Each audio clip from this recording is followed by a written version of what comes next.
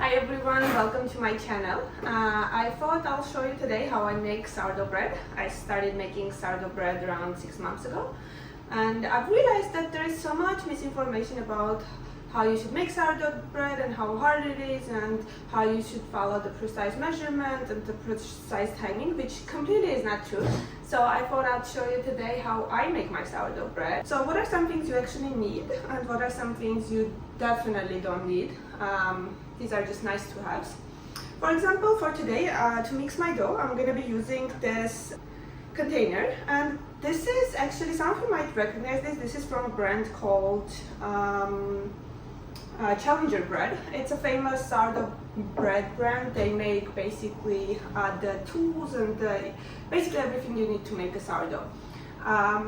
I got this as a gift a few months ago from one of my friends, but before that I was making my sourdough bread in a basic bowl. So you don't necessarily need branded containers or bowls to make a sourdough bread. So I'm going to use this today because I have it, because I got it as a gift. The second thing you're going to need is a sourdough starter. So sourdough starter is a very important part of the sourdough making process. My starter, I made it from the scratch, and I'll show you. This is my sourdough starter I'll be using. As you can see, it's in an old jar. This used to be an olive jar, I think. No, it's actually a pickle jar. I cleaned it and I used it to make my starter. I made my starter from scratch around 6 months ago. So the key about making sourdough starter is that you want to fit it as long as it needs to double in size. Just feed my sourdough, I use whatever I need, I place the rest in the fridge. Whenever I need to use the starter again to make bread, I take it out of the fridge, I feed it, I wait 2 hours, and then it's ready to be used. I have uploaded another video about feeding the starter. I fed it yesterday. It was double this size. Now it's starting to fall, as you can tell. Actually, a lot of people say you have to make the dough at the peak of the starter. Yeah, maybe it might be a slightly better fermentation process if you start making your dough at the peak of the doubling process, but as you can see, it's falling. I'm going to use this starter to make it, and you'll see that we'll get just another amazing sourdough loaf. The second thing you need is scale. The only thing in the whole sourdough thing that I would suggest to buy is the scale. Scale helps to make approximately good measurements. You don't have to be exact, but having a scale helps. I'm not exaggerating if I'm telling you I got the scale probably for like $10 on Amazon. Don't spend too much money on scale. You just need it to be correct, show the correct numbers. Next thing I'm gonna do, this thing doesn't fit on my scale. I basically take this, I put it on scale, it sits exactly on the scale. I put this on top. Yeah, now I can measure, and then I bring the scale to 0. Okay, now I'm ready to go. I'm going to put the measurements that I use for the sourdough loaf in the caption below. For my sourdough recipe, I'm going to start off by pouring in the water. It really doesn't matter the order of the things you do. I just feel like it's easier to do the water first and then the rest of the things. I'm going to need 350 grams of lukewarm water. Two important things about the water: don't use boiled water, don't use fridge water, just use any room temperature water. 350 grams of lukewarm water. I'm gonna be measuring. Okay. Oops, you see, I was almost falling. Not the best system, but it works, I promise. Okay. This is 350 grams of water. The next thing I'm needing is an active sourdough starter. I'm going to use this. You see it's falling, but it's fine. I'm going to use this. I need 100 grams of active starter. You let me know if you want to see some other starter recipes. For now, I need 150 grams. It was at this moment that she knew. She fucked up. Okay, so I made a bit of a mistake. I needed 100 grams of starter. So what I'm gonna do, I'm gonna add the water and then basically increase a little bit the recipe. To the starter and water, I'm gonna be adding salt. A lot of people say you shouldn't add salt with the starter at the beginning because for some reason salt deactivates the starter and the dough doesn't turn out as good. I've been making sourdough for like 6 months. I've been adding salt at the beginning every single time, and I get really good bread every single time. So the idea is you don't have to make it complicated to get a good bread. Mixing everything together, you get this milky consistency, as you can see. Now we are ready to add the bread flour. For this recipe, I'm going to be adding 750 grams of flour. I think the key know about the flour is that it has to be unbleached. I use unbleached organic bread flour. For a while I was using actually just all-purpose flour. Again, I was using unbleached one. If you use a bleached flour, I never tried, but I'm assuming it won't work. I will need to measure the flour. This is the Arrowhead organic unbleached bread flour. Let me know if you're using something else. This has been working just fine. It makes a yummy bread. So 750. Let's see. Okay. The water and the flour amount actually does make a difference of how well your dough will rise. So I would suggest to be exact. It takes me around 3 minutes to mix this dough, I would say. I'm gonna bring you guys closer so you can see how it looks. So this is how it looks right now. I just spent 20 seconds mixing this. I'm gonna mix this a bit more.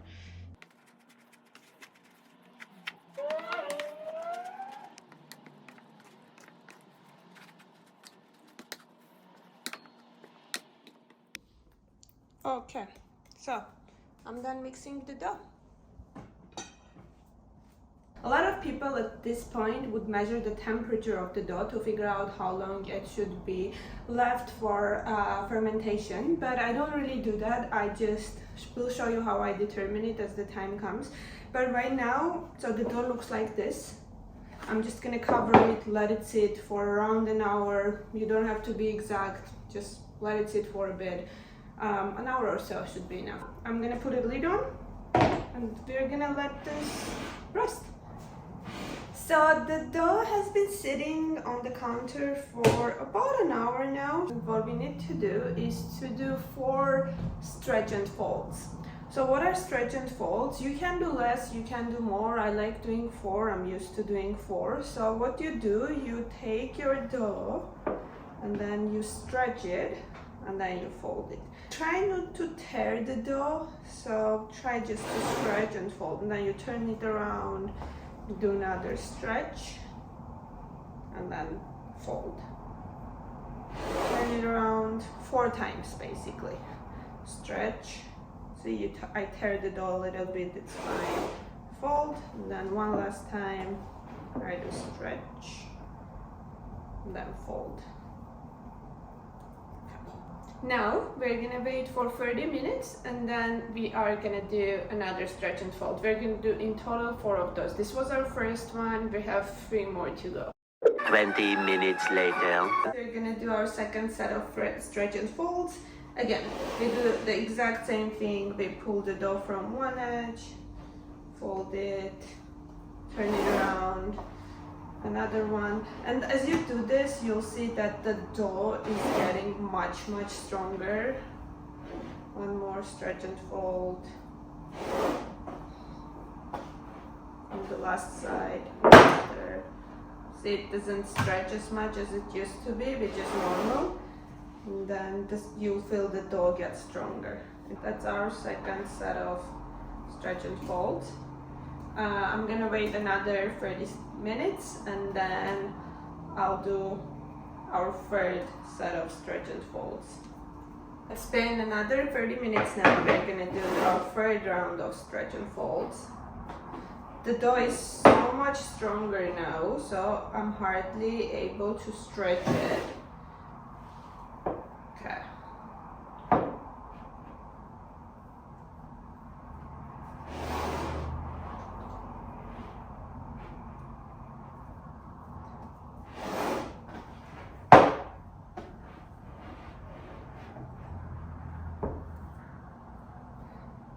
This is our third stretch and fold, and then we have one more round left. The last round of stretches folds, I'm going to be doing what's called coil folds. So this is what would be considered a coil fold. You lift the dough up, you put it down. It's still sticky, but less sticky. You do another one, you lift the dough up, put it down. You do another one, lift the dough up, place it down, one more. See, it's less stretchy now. Maybe one last one. 2 hours later. So the way to know if the fermentation process is over, so should you shape your dough and put it in the fridge overnight, is to check if it's still sticky. This is not sticky, as you can tell, but it's not jiggly also. There are some bubbles forming, and how easily it separates from the bowl. So see, this doesn't easily separate necessarily, and it still sticks to my hand. It means it's not fully and completely fermented yet. The proofing is not over, so we're gonna give it maybe 1-2 more hours and then shape it afterwards. I'll show you the progress as we go. If we look at the dough now, we'll see that it's covered in bubbles all over. It's jiggly, it doesn't stick, so it's perfect time to shape the dough. What we're gonna do first, we're gonna cover the counter with some flour. Okay. And then if you flip the dough around, you'll see that it's falling without sticking. So, see, it's very jiggly, so we're gonna turn it around.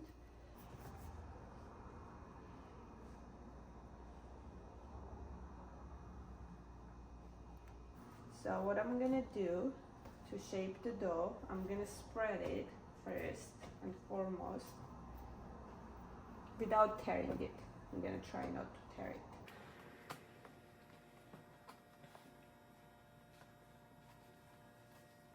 I'm gonna first fold it this way and then this way. I'm gonna do 2 shapes to make sure the dough is strong, and then I'm just gonna start rolling it. I'm gonna try not to burst all the bubbles in the dough as much as possible, and then I'm gonna try to give it a little bit of a shape without tearing the top of the dough. See, it turned out round for now, which is fine because we're gonna be doing second shape with this loaf. We're gonna let it rest for a few minutes and then do a second shape. You don't necessarily have to do second shape, but I've tried and I see that if I do a second shape, I get a better rise in the loaf. Now we're gonna cover this for 30 minutes and we'll be back to shape this a second time. So while the dough is resting, I'm gonna prepare my panettone basket for the loaf, for the proofing in the fridge overnight.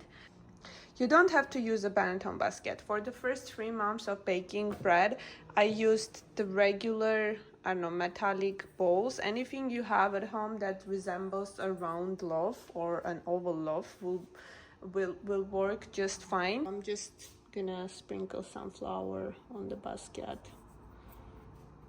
Yeah, that's pretty much it. Okay, we're gonna shape the dough one more time. See, it expanded in size. So just follow how I shape it.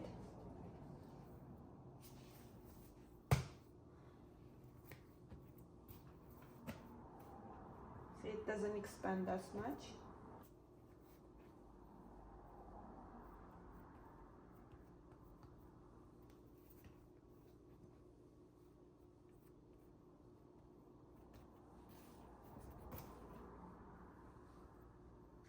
I'm gonna add a tiny bit of flour to make it easier to shape. I just realized that the most important part of the video was cut off. I basically took the shaped dough and rolled it up to get this cylinder shape.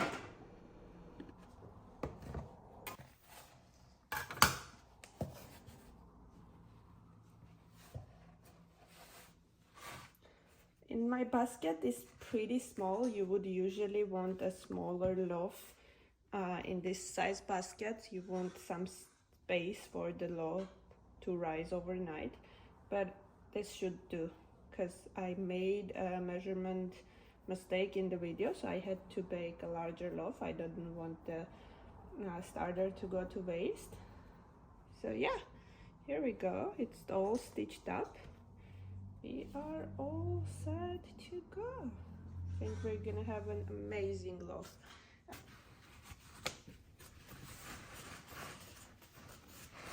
There we go. I'm gonna place this basket in my fridge now.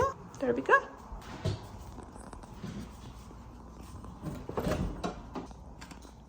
Now it's the next morning and I'm ready to bake. I warmed up my baking pan for almost 40 minutes. As you can see, I'm using Challenger bread pan. I got it as a gift. The first loaf I baked it in a Dutch oven, which I purchased from my local TJ Maxx for around 30 bucks. You can do the same. What you will see me doing here is called scoring the dough. Typically, you would need to make one large cut on the loaf of dough to make sure that your bread has a place to open and rise. I'm just making some nice cuts on the bread, and after baking you will see how it looks. But the most important part of this process is the one large cut.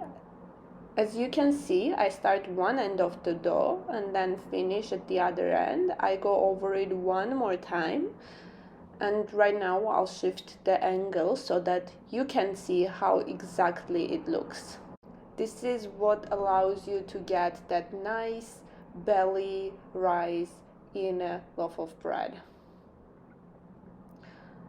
Now I'm ready to put this back into the oven. Some people add ice cubes. I don't. I get really nice rise without ice cubes. The oven is set to 450 degrees and I set a timer for 20 minutes to bake with a closed pan.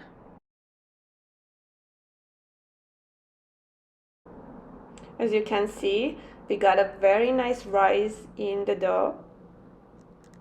I'll show you from different angles. We pretty much got a perfect loaf of bread. Now I'm gonna put this back in the oven, bake for another 20 minutes, 450 degrees.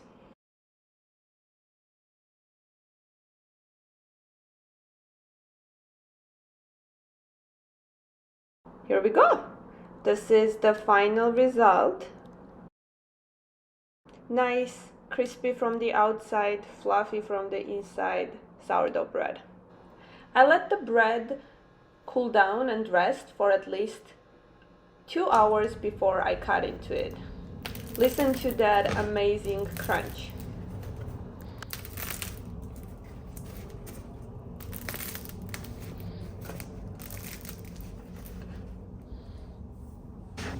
Now let's cut into the loaf and see how it looks from the inside.